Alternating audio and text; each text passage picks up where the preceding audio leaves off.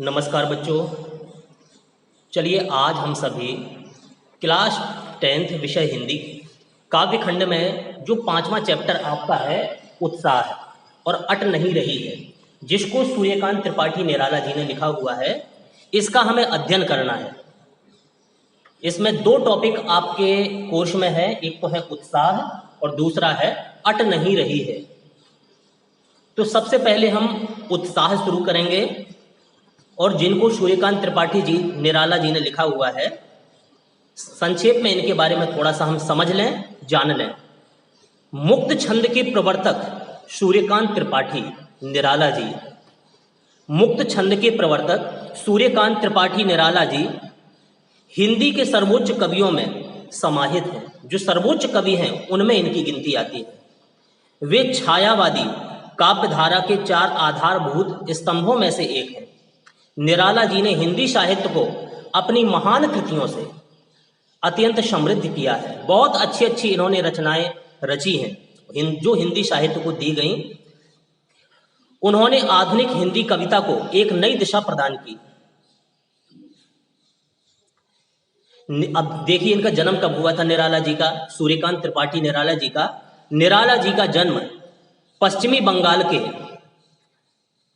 पश्चिमी बंगाल के मेदिनीपुर जिले के एक रियासत में हुआ था, जिसका नाम था महिषादल जो रियासत थी, वहां पर इनका जन्म हुआ था। और सन कौन सी थी वो?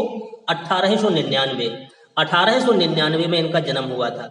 इनके पिताजी का नाम था पंडित राम सहाय त्रिपाठी। ये महिषादल में एक प्रतिष्ठित पद पर कार्यरत थे। उसी गांव में जहां पर इनका जन्म हुआ था, प्रतिष्ठित पद पर ये कार्यरत थे। निराला जी की आरंभिक शिक्षा वैसे मानते हैं कि बंगाल में हुई। शुरुआत की इनकी शिक्षा बंगाल में हुई। निराला जी का संपूर्ण जीवन संघर्षों में व्यतीत हुआ। जानते हैं कि ये जिंदगी हमारी संघर्षों की है। कई प्रकार के संघर्ष, उतार चढ़ाव जीवन में आते रहते हैं। तो कई प्रकार के संघर्षों से इनकी भी जिंदगी व्यतीत हुई। उनकी माताजी का निधन हो गया जब ये शैशव अवस्था में थे। बचपन में ही इनकी माताजी का देहांत हो जाता है। 1918 में उनकी पत्नी की भी मृत्यु हो गई। विवाह जल्दी हो गया था, पत्नी की भी जल्दी से मृत्यु हो गई। उसके बाद पिता, चाचा, चचेरे भाई एक एक करके चल बसे, यानी कि पूरा परिवार का परिवार, लगभग जो महत्वपूर्ण सदस्य कहलाते हैं वो सारे समाप्त हो गए, खत्म हो गए। पुत्री सरोज की मृत्यु ने तो इनकी एक बेटी भी हो गई थी, जिस बेटी का नाम रखा हुआ था सरोज। लेकिन जब इनकी बेटी भी मर गई, सरोज की मृत्यु ने उनके हृदय को खंड खंड कर दिया, टुकड़े कर दिया। बहुत आघात लगा उन्हें। जीवन के संघर्षों से जूझते हुए भी निराला जी साहित्य रचना में लगे रहे। इतनी विषम परिस्थितियां जीवन में आती रहीं, फिर भी निराला जी हिंदी साहित्य के प्रति इनका रुझान कम नहीं हुआ। उन हिंदी साहित्य की रचनाओं के लिए सतत प्रयास करते रहे और लगे रहे। निराला जी स्वामी रामकृष्ण परमहंस जी और विवेकानंद जी से बहुत अधिक प्रभावित थे। इनकी कविताएं छायावादी, रहस्यवादी तथा प्रगतिवादी विचारधाराओं से ओतप्रोत हैं। और ऐसी मान्यता है कि सन 1961 में निराला जी का निधन हो गया था। इनकी मृत्यु कब हुई? 1961 में। जन्म कब हुआ था कोई पूछ दे? 1899 में। ठीक है ना। कई प्रकार की इनकी रचनाएं हैं, जैसे काव्य संग्रह है एक, अनामिका, परिमल, तुलसीदास, गीतिका, है कि नहीं, कुकुरमुत्ता, बेला, अर्चना, ये बहुत सारे इनके काव्य ग्रंथ हैं। कई प्रकार की इन्होंने कहानियां भी रची, जैसे लिली, सखी, ठीक है कि नहीं, शुकुल की बेटी, और कई प्रकार के उपन्यास जैसे अप्सरा, अलका, प्रहलाद, ध्रुव, शकुंतला, भीष्म इत्यादि। ठीक है ना। तो कई प्रकार की इनकी रचनाएं हैं। तो ये छायावादी कवि थे निराला जी, जिनका आपके कोर्स में ये पाठ है। जो 2 टॉपिक दिए गए हैं, एक तो उत्साह और दूसरा अट नहीं रही है। तो चलिए अब हम शुरू करते हैं। जो पहला टॉपिक आपका है उत्साह, इसको अच्छी तरह से आज आपको पढ़ना है और समझना है। इन्होंने क्या लिखा है? जब बरसात के मौसम में बादल छा जाते हैं, उसके पहले, बरसात के पहले गर्मी का मौसम रहता है। धरती में जब बहुत तपन होती है, धू धू करके जलती है ये धरती, बहुत तीव्र गति से लू चलती है, बड़ी है कि नहीं, गर्म हवाएं चलती हैं। जब गर्म हवाओं में इंसान निकलता है तो लगता है कि मर जाएगा, है कि नहीं। इतनी तेज जब तपन समाज में होती है, धरती में होती है, उस समय कवि निराला जी बादलों का आह्वान करते हैं कि तुम उमड़ घुमड़ करके आसमान में छा जाओ और इस जल रही, आग जैसी जल रही इस धरती की तपन को शांत कर दो, इसको शीतल बना दो, है ना। तो यही भाव लेते हुए सूर्यकांत त्रिपाठी जी, निराला जी लिख रहे हैं। क्या लिख रहे हैं? बादलों से आह्वान कर रहे हैं। क्या कह रहे हैं? अब ध्यान से सुनिए। बादल गरजो, बादल गरजो, घेर घेर घोर गगन, घेर घेर घोर गगन, धाराधर ओ, बादल गरजो। यानी कि बादलों का आह्वान सूर्यकांत त्रिपाठी जी, निराला जी कर रहे हैं कि हे बादल, हे बादलो, तुम क्या करो, तुम गरजते हुए आ जाओ, गरजना करते हुए आओ, बुला रहे हैं। बादल गरजो, हे बादलो, तुम गर्जना करना शुरू कर दो, गरजना करते हुए आ जाओ। और क्या करो? गरजते हुए आ जाओ। फिर क्या करो? घेर घेर घोर गगन, घेर घेर, घेर घेर मतलब चारों तरफ से घेर लो, इसको चारों तरफ से घेर लो। घोर, घोर माने इस विस्तृत, इस विशाल, इस भयंकर गगन आसमान को, ठीक है कि नहीं। हे बादलो, तुम गर्जना करते हुए आ जाओ, हे बादल, तुम गर्जना शुरू कर दो। और क्या करो? घेर घेर घोर गगन, इस विस्तृत आसमान को, इस विशाल आसमान को तुम चारों तरफ से घेर लो। घेर घेर घोर गगन, इस विस्तृत, इस विशाल आसमान को तुम चारों तरफ से घेर लो, इसमें छा जाओ। इस विस्तृत आसमान में तुम इसे चारों तरफ से घेर करके इसमें छा जाओ। धाराधर ओ, अब यहां पर देखिए धाराधर शब्द जो आया है ये भी बादल का पर्यायवाची है, ठीक है कि नहीं। बादल का ही एक नाम है या धाराधर। कोई पूछ दे कि धाराधर माने क्या होता है तो बताएंगे आप लोग बादल, ठीक है कि नहीं। जैसे घन, पयोद, मेघ और ये बादल। धाराधर, धाराधर भी बादल का ही पर्यायवाची शब्द है। तो यही कह रहे हैं कि घेर घेर घोर गगन, धाराधर हो। अरे बादलो, हे बादलो, तुम इस विशाल आसमान को चारों तरफ से घेर करके इसमें छा जाओ, ठीक है ना, छा जाओ इसमें। यानी कि तुम उमड़ घुमड़ करके ऊंची आवाज करते हुए संपूर्ण आकाश को घेरते हुए छा जाओ, ठीक है। तुम चारों तरफ से उमड़ घुमड़ करके आओ और इस विशाल आसमान को चारों तरफ से घेर करके इसमें छा जाओ। बन जाएंगी दो लाइन। बादल गरजो, घेर घेर घोर गगन, इस विस्तृत आसमान को चारों तरफ से घेर करके इसमें छा जाओ। धाराधर हो, हे बादलो। अब आगे क्या कह रहे? ललित ललित काले घुंघराले, ललित ललित काले घुंघराले। ललित माने होता है सुंदर, तुम सुंदर हो, यानी कि सुंदर सुंदर, दो बार ये ललित ललित शब्द आया है, ठीक है कि नहीं। तो ललित माने होता है सुंदर, तो दो बार आया है तो दो बार आप लोग सुंदर कह दीजिए। सुंदर सुंदर। अब काले, काले रंग के बादल काले होते हैं, आसमान में जब छाते हैं काले रंग के दिखाई देते हैं ना बादल। घुंघराले, अब घुंघराले का मतलब जैसे कोई छोटा सा बच्चा होता है उसके बाल कैसे घुंघराले होते हैं, है ना, घुंघराले बाल होते हैं। तो उसी तरह से यहाँ बादलों के लिए कहा कि जब बादल आसमान में आते हैं उड़ते करके तो घुंघराले टाइप के, घुमावदार होते हैं, कि कोई बादल इधर से चला आ रहा, कोई बादल वहां से उड़ते हुए चले आ रहे, घुमावदार। घुंघराले मतलब घुमावदार। तो क्या कह रहे कवि? ललित ललित काले घुंघराले, हे बादलो तुम सुंदर सुंदर काले घुमावदार हो, ठीक है कि नहीं। हे बादल तुम सुंदर सुंदर घुमावदार और काले रंग वाले हो। हे बादलो तुम सुंदर सुंदर, ललित ललित, सुंदर सुंदर, काले घुंघराले, काले रंग वाले और घुमावदार हो। काले रंग वाले हो और घुमावदार हो। आगे क्या कह रहे हैं, बाल कल्पना कैसे पाले। बाल कल्पना, बाल माने बच्चे, कल्पना माने उसकी कल्पनाएं जो होते हैं, विचार होते हैं, उसके भाव उठते हैं बच्चों की, है कि नहीं। के माने के, से माने समान, बच्चों की कल्पनाओं के समान, ठीक है कि नहीं। पाले, पाल, जब जहाज चलता है समुद्र में तो उसकी पाल उड़ती है ऊपर, जो कपड़ा लगा रहता है, ठीक है कि नहीं। तो वही यहां पर कहा है कि हे तुम सुंदर सुंदर घुमावदार काले रंग वाले हो और तुम बच्चों की विचित्र कल्पनाओं की पतवारों तथा पालों के समान लगते हो। बच्चों की विचित्र कल्पनाओं की पतवार और पाल के समान लगते हो, ठीक है कि नहीं। पतवार माने होती है, जैसे हमने पाल को पतवार भी हमने कह दिया, पतवार होती है जिससे नाव खेई जाती है पतवार, है कि नहीं। पीछे की तरफ पानी करते हैं तो नाव आगे की तरफ बढ़ती है, उस पतवार की भांति।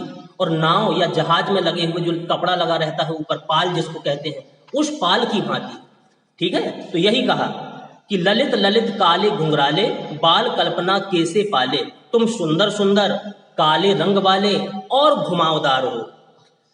और आगे क्या कहा, बाल कल्पना कैसे पाले, हे बादलो तुम बच्चों की, बाल माने बच्चों की, कल्पना मतलब कल्पना उसके भाव विचार, तुम बच्चों की विचित्र कल्पनाओं की पतवार के समान और पाल के समान लगते हो, पतवारों के समान और पाल के समान दिखाई देते हो, ठीक है। अब आगे क्या कहा, आगे की लाइन बड़े गौर से सुनिए।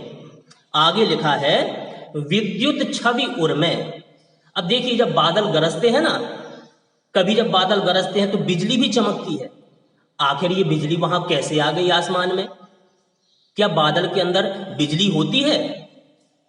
जैसे आपने देखा होगा, सुना होगा कि पहले आदि काल में जो आदि मानव था उसने पत्थर पर पत्थर रगड़ करके आग पैदा कर दी, है कि नहीं। पत्थर की रगड़ से भी आग फिर उत्पन्न हो जाती है। समुद्र में भी कभी कभी आग उत्पन्न हो जाती है। जंगल में भी जब सूखे पेड़ की शाखाएं, उसकी ब्रांचेस एक दूसरे से टकराती हैं, एक दूसरे से जब रगड़ती हैं तो उनमें भी आग उत्पन्न हो जाती है। ऐसे ये उड़ते हुए बादल भी जब रगड़ते हैं, आपस में टकराते हैं, तो इनसे भी विद्युत उत्पन्न होती है, बिजली का संचार होता है, बिजली जैसी चमक इनसे पैदा होती है बादलों के रगड़ने से। जैसे पत्थर पर पत्थर रगड़ने से बिजली पैदा होती है, ठीक है कि नहीं। पेड़, सूखे पेड़ की शाखाओं की, एक पेड़ की शाखा से दूसरे पेड़ की शाखा रगड़ने से बिजली पैदा होती है, ऐसी बादल रगड़ने से भी बिजली पैदा होती है, उसकी चमक यहां तक आती है, धरती तक हम लोग देखते हैं बरसात के मौसम में। तो यही कहा है कि विद्युत छवि उर्मे, विद्युत छवि उर्मे कवि नव जीवन वाले। इस लाइन को बड़े गौर से सुनना, क्योंकि आगे कवि नाम संबोधित कर दिया, कवि। विद्युत छवि उर्मे कवि नव जीवन वाले, हे बादलों तुम अपने अंदर, यानी कि तुम्हारे हृदय में, तुम्हारे अंदर विद्युत छवि उर्मे, विद्युत माने बिजली की, छवि माने उसकी छवि, उसकी चमक, उर्मे, उर्माने होता है हृदय। हे बादलों तुम्हारे हृदय में बिजली जैसी चमक छिपी हुई है, बिजली की चमक छिपी हुई है, यानी कि बिजली की कांति छिपी हुई है, ठीक है कि नहीं। विद्युत छवि उर्मे कवि नव जीवन वाले, वज्र छिपा। अब देखना आगे की लाइन क्या कह रहे, वज्र छिपा, तुम अपने अंदर वज्र जैसी गर्जना छिपाए हुए हो। बादल कितनी जोर जोर से कभी कभी गरजते हैं कि हम लोग अंदर रहते तो अचानक कभी कभी इतनी तेज आवाज होती है कि हम लोग चौंक जाते हैं ना।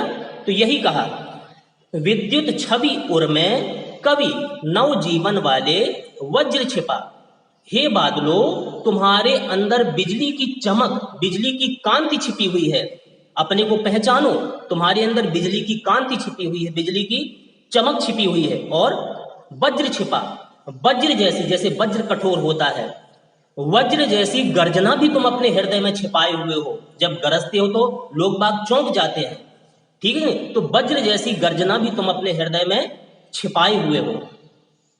तो आगे क्या कह रहे, विद्युत छवि उर्मे कवि नव जीवन वाले, वज्र छिपा, नूतन कविता फिर भर दो, बादल गरजो। अब देखना यहां पर बादलों को भी संबोधित किया गया है और कवि को भी संबोधित किया गया है। बादल और कवि यहां पर लगभग एक से बताए हैं कवि निराला जी ने कि जो कार्य बादल करते हैं वही कार्य कवि भी करते हैं। कैसे? जैसे बादल होता है, गरजता है कि नहीं? गरजता है, चमक पैदा करता है, और जब पानी बरसता है तो जो धरती तप रही है कि नहीं, तपती हुई धरती को शांत कर देता है, शीतल कर देता है, उसको ठंडा कर देता है। ये कार्य बादल का है ना, चमक छिपी हुई है। उसी प्रकार से जैसे कवि होते हैं, कवि कोई अच्छी सी सुंदर की रचना जब रच देते हैं तो यही बादलों का उदाहरण लेते हुए कवि ने कवियों को संबोधित किया है कि हे कवियों, बादल के समान हे कवियों, आपके अंदर भी ये क्षमता है जो बादल के अंदर है, आपके अंदर भी वो शक्ति है जो बादलों के अंदर है। कैसी शक्ति है? ठीक है कि नहीं? कि जैसे विद्युत छवि उर्मे, जैसे बादल अपने अंदर अपने हृदय में बिजली की चमक छिपाए हुए हैं, आपके हृदय में बिजली जैसी चमक छिपी हुई है कि नहीं? बिजली की चमक आपके हृदय में भी है। वज्र छिपा, जैसे बादल अपने अंदर वज्र जैसी गर्जना छिपाए हुए हैं, वो कभी कभी गरजते हैं, आपके अंदर भी वो वज्र जैसी गर्जना छिपी हुई है। इसलिए हे कवियों, नव जीवन वाले, समाज को नया जीवन देने वाले हे कवियों, समाज को नया जीवन देने वाले हे कवियों, क्या कह रहे? नूतन कविता, नूतन माने नई, कविता माने कविता, फिर भर दो। कोई ऐसी नई कविता की रचना तुम पुनः कर दो, पुनः कर दो, जिससे जैसे बादल बरसते हैं तो धरती शांत हो जाती है, उसी प्रकार से तुम कोई ऐसी रचना कर दो हे समाज को नया जीवन देने वाले कवियों, कोई ऐसी रचना करो, कोई ऐसी कविता का संचार करो, कोई ऐसी कविता रचो जिसको पढ़ करके जलती हुई इस समाज को, जलते हुए इस समाज को, जो समाज में ये तपन है, अहंकार है, भेदभाव है, बुराइयां सब प्रकार की हैं, आपकी कविता को पढ़ करके उनकी सारी बैर भाव, सारी बुराइयां आपकी कविता को पढ़ करके वो समाप्त हो जाएं, उन्हें नया जीवन प्रदान हो जाए, नया जीवन उनको प्राप्त हो जाए। तो हे कवियों, ऐसी कविता की रचना तुम भी कर दो। ठीक है कि नहीं? तो यही कहा है कि विद्युत छवि उर्मे, कवि नव जीवन वाले, हे समाज को नया जीवन देने वाले कवियों, आपके अंदर भी बादल जैसी चमक छिपी हुई है। बादल में जो बिजली होती है, उसकी बिजली जैसी चमक तुम अपने हृदय में छिपाए हुए हो। उन बादलों की भांति वज्र जैसी गर्जना भी तुम्हारी वाणी में है, तुम्हारी लेखनी में है। तो तुम क्या करो हे कवियों, तुम अपनी उन रचनाओं के द्वारा, है कि नहीं, तुम अपनी उन कृतियों के द्वारा कोई ऐसी सुंदर सी रचना रच दो जिसको पढ़ करके समाज को नया जीवन मिल जाए, नव जीवन। ठीक है, नव जीवन वाले, समाज को नया जीवन प्रदान हो जाए। हे कवियों, तुम ऐसी रचना रचो कि समाज की सारी बुराइयां, उनकी तपन, सब कुछ समाप्त हो जाए। तो हे कवियों, तुम कोई ऐसी नई रचना का संचार कर दो, कोई ऐसी नई रचना रच दो। ठीक है, ये बन जाएगा, बनेगा ना? चलिए पूरी लाइन को फिर से एक बार इसका सारांश हम सुन लें। बादल गरजो, घेर घेर घोर गगन, धारा धर हो, ललित ललित काले घुंघराले, बाल कल्पना कैसे पाले, विद्युत छवि उर्मे, कवि नव जीवन वाले, वज्र छिपा नूतन कविता, फिर भर दो बादल गरजो। सुन लो अब इसका पूरे का सारांश, पूरे की व्याख्या। किताब देखते जाना आप लोग। हे बादल, तुम गरजना करते हुए आ जाओ। हे बादलों, तुम गरजना करते हुए आओ। तुम उमड़ घुमड़ कर, ठीक है कि नहीं, काले घुंघराले, तुम उमड़ घुमड़ कर ऊंची आवाज करते हुए संपूर्ण आसमान को घेरते हुए छा जाओ। तुम ऊंची आवाज करते हुए संपूर्ण आकाश को घेरते हुए छा जाओ। ठीक है ना, ये दो लाइन हो गई। घेर घेर घोर गगन, धारा धर हो। अब आगे सुनिए ललित ललित से। अरे बादल, तुम सुंदर सुंदर और घुमावदार काले रंग वाले हो। सुंदर सुंदर, घुमावदार, काले रंग वाले हो, और तुम बच्चों की विचित्र कल्पनाओं की पतवारों के समान तथा पालों के समान लगते हो। बच्चों की विचित्र कल्पनाओं और पालों के समान लगते हो। हे नव जीवन प्रदान करने वाले बादल रूपी कवि, हे नव जीवन प्रदान करने वाले बादल रूपी कवि, अब कवियों को संबोधित कर दिया, तुम्हारे हृदय में बादलों की भांति, बादलों की भांति हे कवियों, तुम्हारे हृदय में बिजली की कांति यानी कि बिजली की चमक, वज्र के समान कठोर गर्जना छिपी हुई है, वज्र के समान कठोर गर्जना छिपी हुई है। तुम अपनी बिजली की चमक और भीषण गर्जना से, तुम अपनी बिजली की चमक और भीषण गर्जना से आकाश में एक नई कविता का संचार कर दो, आकाश में एक नई कविता का संचार कर दो। कवि बादल के गरजने का आह्वान करता है कि बादल गरजो, ठीक है कि नहीं। बादलों का उदाहरण लेते हुए कवि को भी इंगित करता है कि आप भी बादलों की भांति गर्जना शुरू कर दो, अपनी चमक को लेखनी द्वारा लिख करके ऐसा प्रचारित करो कि जिसका प्रकाश पूरे समाज में फैल जाए और समाज के लोगों को नया जीवन प्रदान हो जाए। आपकी कविता को पढ़कर ऐसी कुछ नई कविता का संचार करो, ठीक है। तो ये लाइन बन जाएगी। चलो आगे का पैराग्राफ क्या कहता है, अब आगे की लाइनें सुनिए।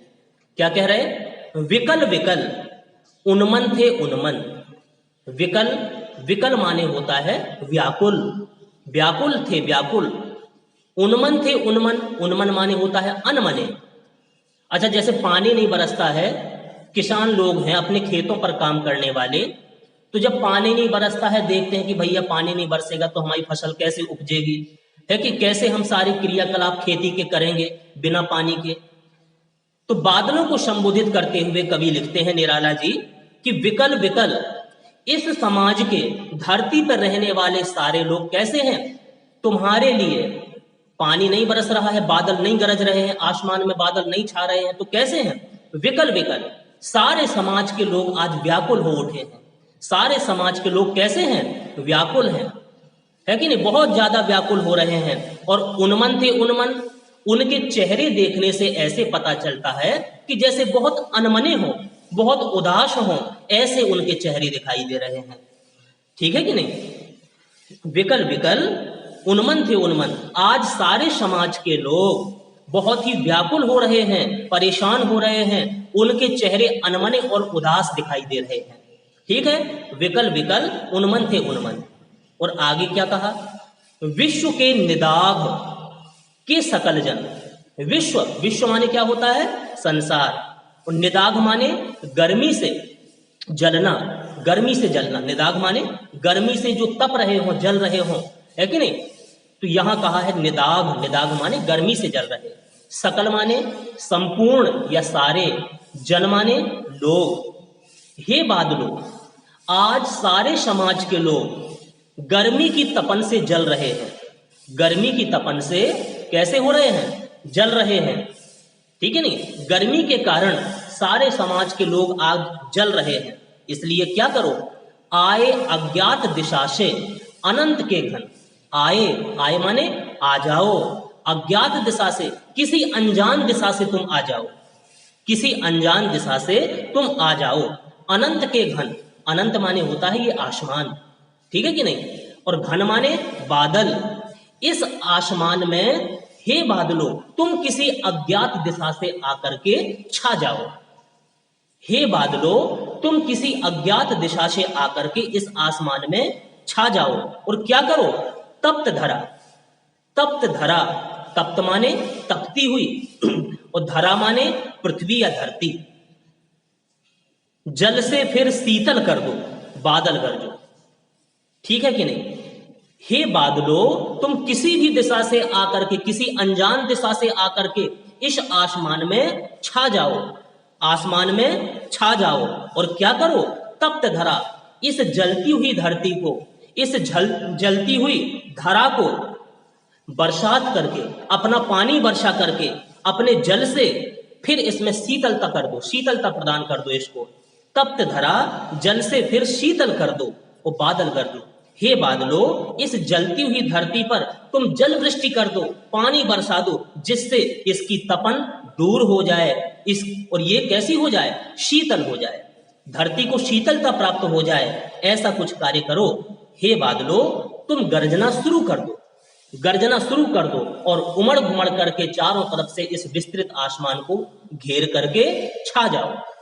अच्छा, अब फिर यहां बादलों के लिए कहा गया, लेकिन हम दूसरी व्याख्या इससे निकाल सकते हैं कि सिर्फ बादल ही शांत नहीं करेंगे धरती की तपन। यहां पर देखिए, जो पहले पैराग्राफ में बताया था कवि, तो कवि के लिए भी इस वाक्यांश को आप जोड़ सकते हो, ठीक है कि नहीं, कि विकल विकल, फिर से सुन लेना, विकल विकल उन्मन थे उन्मन। अभी जो हमने अर्थ बताई ये बादल के लिए था, लेकिन बादल का उदाहरण लेते हुए कवि दूसरे कवियों को संबोधित कर रहा है, क्योंकि कवियों की लेखनी में वो क्षमता है, कवियों की लेखनी में वो क्षमता है, उनकी कविताओं में ये क्षमता है कि अगर सच्चे हृदय से उनकी कविताओं को पढ़ लिया जाए तो हो सकता है हमारा हृदय परिवर्तित हो जाए, हृदय ही परिवर्तित हो जाए, गलत रास्ते से हम दूर होकर के सही मार्ग पर आ जाएं, ठीक ना। तो ये उसमें क्षमता है। तो यही कह रहे हैं कि विकल विकल उन्मन थे उन्मन, हे कवियों। अब देखिए, हम कवि को संबोधित करके कह रहे हैं, हे कवियों, आज इस समाज के संपूर्ण मनुष्य, धरती पर रहने वाले सारी मानव जाति व्याकुल हो उठी है, बेचैन हो उठी है, अनमनी सी है, सारे समाज के लोगों के चेहरे उदास दिखाई दे रहे हैं। इसलिए विश्व के निदाग के सकल जन, आज सारे संसार के लोग, संसार के संपूर्ण लोग, है कि नहीं, गर्मी की तपन से जल रहे हैं। यानी कि बुराई रूपी गर्मी, विषय वासना रूपी अहंकार, लब, मद, लोभ, ये सारी जो बुराइयां मनुष्य के अंदर होती हैं, है कि नहीं, ईर्ष्या भाव, द्वेष भावनाएं, इन सभी बुराइयों से आज संसार के लोग जल रहे हैं, भुन रहे हैं, एक दूसरे को खाए जा रहे हैं। तो आप क्या करो कवियों, आए अज्ञात दिशा से अनंत के घन, जैसे आसमान में किसी अज्ञात दिशा से बादल आकर के छा जाते हैं और बरस करके इस धरती की तपन को शांत कर देते हैं, उसी प्रकार से हे कवियों, तुम किसी दिशा से आ जाओ, कहीं से भी तुम्हारा उदय हो जाए, कहीं से भी तुम आ जाओ और अपनी लेखनी के द्वारा, अपनी रचनाओं के द्वारा कोई ऐसा कार्य करो कि जिससे आपकी कृतियों को पढ़ करके, आपकी रचनाओं को पढ़ करके इस जलती हुई धरती, जो ये धरती जल रही है, धरती में रहने वाली ये मानव जाति आज परेशान है, पीड़ित है, जल रही है, ठीक है कि नहीं, इनकी तपन को तुम शांत कर दो, ठीक है कि नहीं। ऐसी कोई रचना कर दो जिससे तुम्हारी रचना को पढ़ करके इनकी सारी तपन, इनकी सारी बुराइयां दूर हो जाएं, है कि नहीं, और इनका मन शीतल और पवित्र हो जाए। हे कवियों, तुम ऐसा कुछ कार्य करो, हे बादलों तुम गरजना शुरू करो, हे कवियों तुम ऐसा कुछ कार्य करो जिससे समाज के लोगों की सारी तपन दूर हो जाए, सभी का मन शीतल और शांत हो जाए, ठीक है। तो ये दूसरा काव्यांश था, ठीक है। इस पूरे काव्यांश का अर्थ एक बार और आप सुन लीजिए। संसार में सभी लोग गर्मी के कारण व्याकुल और अनमने हो रहे हैं। संसार की संपूर्ण मानव समुदाय में बदलाव के परिणाम स्वरूप आज इंसान की सोच बदल गई है। तो उस बदलाव के परिणाम स्वरूप व्याकुलता और अनमनी परिस्थितियों का वातावरण बना हुआ, सभी लोग व्याकुल हैं और अनमने हैं। साहित्य के द्वारा ही, जो कवि साहित्य रच के रख देते हैं, उस साहित्य के द्वारा ही, समझ लीजिए कितनी विशेषता है साहित्य की, साहित्य के द्वारा ही समाज में चेतना का भाव आने का भरोसा बना रहता है, ठीक है कि नहीं। साहित्य के द्वारा ही समाज में चेतना का भाव आने का भरोसा बना हुआ है। हे कभी न समाप्त होने वाले बादल, देखो कवि हमेशा रचनाएं करते रहते हैं, नए नए विचार आते रहते हैं, उनको लिखते रहते हैं। तो हे कभी न समाप्त होने वाले बादल, तुम्हारा अनजान दिशा से आगमन हुआ है, जाने किस दिशा से तुम आए हो। यह धरती जो है ये गर्मी से तप रही है, ये हमारी धरती है, धरती माँ आज गर्मी से तप रही है, तुम जल वर्षा करके इसको शीतल कर दो। क्योंकि देखिए सुनिए, साहित्यकार जो होते हैं, साहित्यकार अपनी रचनाओं के माध्यम से, अपनी कृतियों के माध्यम से, अपनी रचनाओं के माध्यम से लोगों को इस प्रकार प्रेरित करते हैं, इस प्रकार प्रेरित करें कि संसार में विचार और मतभेदों से होने वाली जो क्रांतियां हो रही हैं, मतभेद के द्वारा, उनके विचारों के द्वारा आपसी टकराहट हो रही है, तो उन क्रांतियों का वातावरण शांत हो जाए, शीतल हो जाए, सब प्रेम भाव से रहने लगे। इसलिए हे बादलों, तुम घोर गर्जना करते हुए आकाश मंडल में छा जाओ, ठीक। तो ये पाठ आपका हुआ। एक टॉपिक आज हमने आपको बताया जिसका नाम दिया था उत्साह। तो संभवतः ये आपको समझ में आ गया होगा, ठीक है ना। इसको अच्छी तरह से आप लोग पढ़िए और कहीं कोई दिक्कत आपको महसूस अगर हो तो बराबर हमसे पूछते रहिए, संपर्क करते रहिए, ठीक है। तो अब इस वीडियो को हम यहीं पर समाप्त करते हैं। अगला वीडियो जो अट नहीं रही है, इसका दूसरा शीर्षक दिया गया है, उसको हम अगले भाग में बताएंगे आपको, जिसको आपको ध्यान से सुनना है। और इसके साथ साथ इस चैप्टर के कुछ क्वेश्चन आंसर जो महत्वपूर्ण हैं, पेपर में आने की संभावना है कि नहीं, उनके बारे में भी हम वर्णन करेंगे, समझाएंगे आपको। अगला वीडियो भी आप लोग ध्यान से सुनेंगे। तो अब इस वीडियो को हम यहीं समाप्त करते हैं। धन्यवाद।